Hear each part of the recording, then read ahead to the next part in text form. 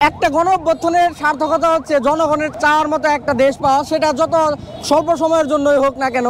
আজকে ৭ই আগস্ট অভিভাবকবিহীন বাংলাদেশ, যদিও তত্ত্বাবধায়ক সরকার গঠন করা হয়েছে কিন্তু এখনও সেটা কার্যকর করা হয়নি। কিন্তু এই সময় অভিভাবকবিহীন বাংলাদেশে ছাত্ররা এই দেশের দায়িত্ব কাঁধে তুলে নিয়েছে। দেখতে পাচ্ছেন রাস্তাঘাটে আজ ছাত্র সমাজ রাস্তাঘাট পরিষ্কার করতেছে, ট্রাফিক নিয়ন্ত্রণ করতেছে। দেশের প্রয়োজনে সব রকম দায়িত্ব ছাত্র সমাজ তাদের কাঁধে তুলে নিয়েছে এবং তারা স্বেচ্ছায় কাজ করতেছে। এবং এই জায়গায় একজন অভিভাবক আছে যিনি তার সন্তানদের নিয়ে আসছেন এই জায়গায় ট্রাফিকের দায়িত্বগুলো সন্তানরা যেন পালন করে সেটা দেখতে। তো এই আঙ্কেলের সাথে প্রথমে কথা বলি। আসসালামু আলাইকুম। ওয়ালাইকুম আসসালাম। আচ্ছা আঙ্কেল, আমরা দেখতে পারলাম যে আপনি আপনার সন্তানদের নিয়ে আসছেন এই জায়গায়। আসলে বিবেকের কারণে আমরা এখানে চলে আসছি। আমার সন্তানরা তো আন্দোলনের সময় খুবই আমাকে প্রেশার ক্রিয়েট করছে যে তারা আন্দোলনে যাবে, কিন্তু আসলে আমি একজন সরকারি প্রজাতন্ত্রের কর্মচারী হিসেবে আমি তখন তাদেরকে আন্দোলনে বা আমি নিজের সঙ্গ যেতে পারিনি। তাই এখন দেশটা যেহেতু পুনরায় আবার আমাদের স্বাধীন হয়েছে, এই স্বাধীন বলতে গেলে এখন দেশটা প্রায় বিধ্বস্ত অবস্থায় আছে। এখন এই বিধ্বস্ত দেশটাকে যেহেতু এখন আইনি কোনো প্রশাসন ব্যবস্থা এখন নাই, সব কিছু ভেঙে গেছে। এখন সেই কারণে ট্রাফিক ব্যবস্থা দেখছি, গতকালকে থেকে দেখছিলাম যে আমাদের এই নবীনগর চৌরাস্তা মোড় থেকে ট্রাফিক ব্যবস্থা খুবই খারাপ, যানজট লেগেছিল।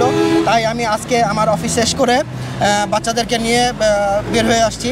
আমার মেয়ে আছে এখানে, মেয়ে ক্লাস 9-এ পড়ে, আর আমার ভাতিজাকেও নিয়ে এসছি এখানে, ও সাভার বোর্ড স্কুলে পড়ে। ওদের দুজনকে আমি নিয়ে এসছি আর ওদের জন্য আমি এখানে দাঁড়িয়ে আছি, আর ওদের কারণে আমিও দায়িত্ব পালন করতেছি। ধন্যবাদ আপনাকে। তো এরকম দেশের প্রত্যেকটা মানুষ বিবেকবান হওয়া জরুরি। এই জায়গায় দেখতে পাচ্ছেন আমাদের ভাইয়েরা আছে, তো উনারা এই জায়গায় ট্রাফিকের দায়িত্ব পালন করছে এবং দেখলাম নবীনগর থেকে রাস্তা পরিষ্কারের কাজও করতেছে। তো উনাদের সাথে কথা বলি। আসসালামু আলাইকুম ভাই। আচ্ছা ভাই, আমরা দেখলাম এই যে আপনারা রাস্তা পরিষ্কার করতেছেন এবং ট্রাফিকের দায়িত্ব পালন করতেছেন। তো আসলে আমাদের দায়িত্ব, আমাদের ছাত্র সমাজের পক্ষ থেকে আমরা এই দায়িত্ব পালন করছি। আমরা সকাল 7টার দিকে এখানে অবস্থান করছি।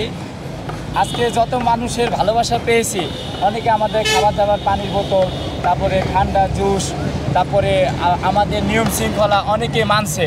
তো অনেক গাড়ির ড্রাইভাররা অবজেকশনও দিচ্ছে, কমপ্লেনও দিচ্ছে যে ভাই গত 15 বছরে দেশে এরকম শান্তিপ্রিয়ভাবে গাড়ি চালাইতে পারি নাই, পুলিশের যন্ত্রণায়, জায়গায় জায়গায় চাঁদাবাজি, ছিনতাই, তারপরে জনগণের নিরাপত্তা নাই, সড়কের নিরাপত্তা নাই। তো এই কয়েকদিন তারা শান্তিপ্রিয়ভাবে খুব সুন্দরভাবে তারা যানবাহন গাড়ি ঘোড়া চালাইতে পারতেছে। তো এইটাই হচ্ছে স্বাধীন বাংলাদেশের সার্থকতা। আমরা আসলে যদি একদিনও স্বাধীনতা পাই, সেটাও স্বাধীনতা, একটা গণঅভ্যুত্থান সফল। তো দেখতে পাচ্ছেন আজকে খুব শান্তিপ্রিয়ভাবে গাড়ি ঘোড়া চলতেছে রাস্তাঘাটে। এবং যেটা ভাই বললো যে সাধারণ মানুষও যেটা বলে সেটা হচ্ছে যাদেরকে আমরা নিয়োজিত করি আমাদের শান্তির জন্য, আমাদের সেবা করার জন্য, তারা রক্ষক না হয়ে তারাই ভক্ষক হয়ে যায়। অনেকেরই অভিযোগ এটা যে ট্রাফিককে আমরা ট্রাফিক কন্ট্রোল করার জন্য নিয়োজিত করি, তারা হচ্ছে চাঁদাবাজি করে। তো এই জিনিসটাও পরবর্তীতে যিনি দেশ পরিচালনা করবেন তাদের দৃষ্টিগোচর যেন না হয়, সেটা আমরা আশা করব। এবং ছাত্ররা আজকে দেখাই দিচ্ছে যে তারা পারে। আর আমরা সাধারণ জনগণের প্রতি আহ্বান থাকবে সবাই যেন সুশৃঙ্খল হই, ট্রাফিক নিয়ম মেনে চলি এবং যত রকম আইন কানুন নিয়ম শৃঙ্খলা আছে সবগুলো যেন মেনে চলি এবং একটা সুন্দর বাংলাদেশ গড়ে তুলি। তো ভিউয়ার্স, এই ছিল ভিডিওটি ভালো লাগলো বেশি বেশি শেয়ার করবেন। দেখা হবে নতুন কোনো ভিডিওতে। সে পর্যন্ত ভালো থাকবেন, সুস্থ থাকবেন। আল্লাহ হাফেজ।